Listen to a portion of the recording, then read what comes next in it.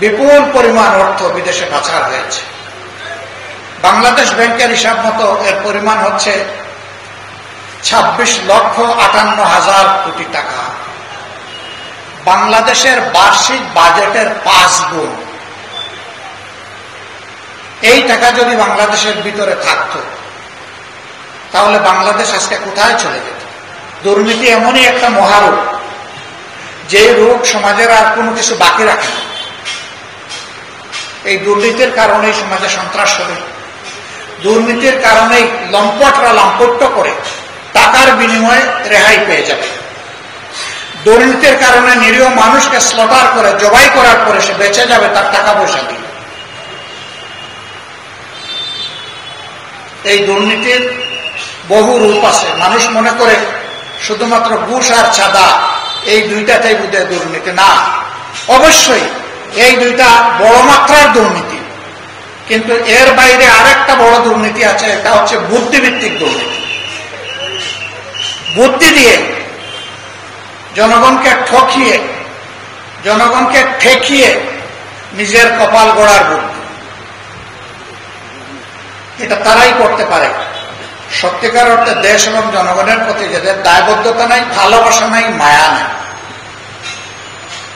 তারা কারা? তারা আকাশে মেঘ দেখলে যারা দেশ থেকে পালায় যায় তারা।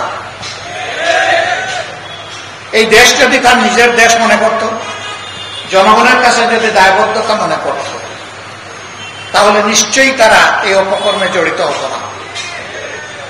তারা দেশ থেকে পালায় কেন? পালায় এ কারণে, যখন ক্ষমতায় থাকে তখন ধরাকে সরা জ্ঞান করে, আর সব কিছুকে তার শ্বশুর বাড়ির যৌতুক মনে করে, সব কিছুকে হালাল মনে করে পেট ভরে। কিন্তু যখন ক্ষমতার মসনদ কোমরের নিচ থেকে চলে যায় তখন চোখে অন্ধকার দেখে, তখন দেশ থেকে একা পালায় না, গোষ্ঠী শুদ্ধ পালায়। এই শহীদ জুলাই যোদ্ধাদের অনেকেই একেবারেই কেটে খাওয়া সাধারণ মানুষ ছিলেন। আর তারা দোয়া করবেন, তাদের শতাধিক পরিবারের দায়িত্ব একটা দ্বীনি সংগঠন, রাজনৈতিক সংগঠন বাংলাদেশ জামাতে ইসলামী গ্রহণ করেছে। মাসের 1 তারিখ তাদের দেওয়া অ্যাকাউন্ট অনুযায়ী তাদের অভিভাবক জীবনে বেঁচে থাকা অবস্থায় যে রুজি হতো তার চাইতে সামান্য আরো একটু যোগ করে তাদের অ্যাকাউন্টে 1 তারিখ সেটা পাঠিয়ে দেওয়া হয়। পাঠিয়ে দিয়েও আমরা বসে থাকি না, আবার ফোন করে ফলো আপ নেই 1 তারিখে আপনাদের হাতে পৌঁছেছে কিনা। কোন মাসে 1 তারিখে যদি দেখি আমরা আশঙ্কা, তার আগের দিন পাঠিয়ে দেওয়ার চেষ্টা করি। আমরা ধন্যবাদ জানাই আমাদের এই ভেঞ্চারে, এই আয়োজনে অনেকে এগিয়ে এসেছেন, এগিয়ে এসে বলেছেন আপনারা অনেক কিছু করছেন, এই পরিবারটা আমাকে দান করে দেন, তাদের দায়িত্ব আমি নেব। আমরা আসলেই তাদের কাছে ঋণী, আমরা খুশি মনে তাদের হাতে ছেড়ে দিয়েছি, কিন্তু ওইটারও আমরা খবর নেই যে ছেড়ে দেওয়ার পরে তারা কেমন চলছে। নারায়ণগঞ্জের সাইনবোর্ড এলাকায় সুমাইয়া নামের এক বোন, সে বারান্দায় দাঁড়িয়ে 4 তারিখ দৃশ্য দেখছিল কি হয়। ঠিক এই অবস্থায় আকাশ থেকে গুলি এসে তাকে এফুল এফুল করে, কুলে 2.5 মাসের বাচ্চা ছিল, বাচ্চা ছিটকে পড়ে গেছে, মা সাথে সাথে দুনিয়া থেকে চলে গেছে। সুমাইয়ার মেয়ে সুবাইতা, আমি তাকে দেখে খুবই খারাপ লাগলো। আমি বললাম যে এই মেয়েটা আমাদেরকে দান করে দেন। পরিবারের সদস্যরা বললো আমরা শান্তিতে থাকবো যদি এই মেয়েকে আপনাদের কাছে দান করে দিতে পারি। আলহামদুলিল্লাহ, তারা দান করে দিল। ঢাকার এক বিশিষ্ট শিল্পপতি, আল্লাহ যাকে ছেলে মেয়ে কিছুই দেননি, তিনি খবর পেলেন, তিনি ওই পরিবারে ছুটে গেলেন, মেয়েটা নিতে চাইলেন। তারা বললো এ মেয়ের মালিক আমরা নই, এ মেয়ের অভিভাবক জামাত ইসলাম, আমরা সবাইকে সম্মান করি। 10 মাসের শিশু তুলে নিয়ে যে মা উত্তরার রাস্তায় সেদিন নেমে পড়েছিলেন, তাকে থেকে শুরু করে 82 বছরের বৃদ্ধ পর্যন্ত রাস্তায় এসে যারা প্রতিবাদ করেছেন, এই লড়াইকে জোরদার করেছেন, ফ্যাসিবাদের পতন নিশ্চিত করেছেন, আমরা মনে করি তারা সকলেই মাস্টারমাইন্ড। আমরা এভাবেই বাংলাদেশের জনগণকে অভিনন্দন জানাই।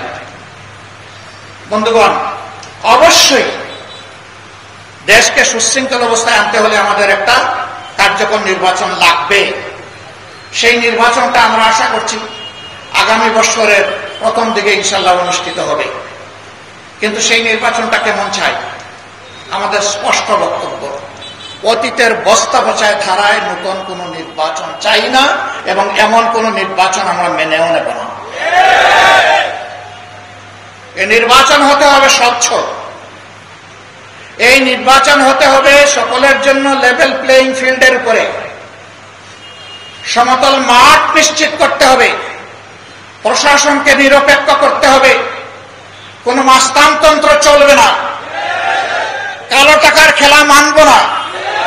এগুলো নিশ্চিত করে আগামী বছরের প্রথম অংশে নির্বাচন দিতে হবে।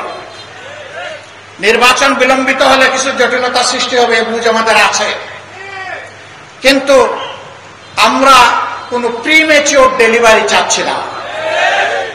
বাচ্চা 10 মাস 10 দিনে যে বাচ্চা জন্ম নেয়, সেই বাচ্চা স্বাভাবিকভাবে সুস্থ সবল থাকে।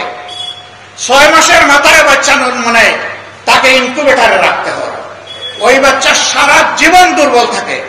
আমরা এরকম কোন দুর্বল নির্বাচন এবং দুর্বল গণতন্ত্র চাই না। আমরা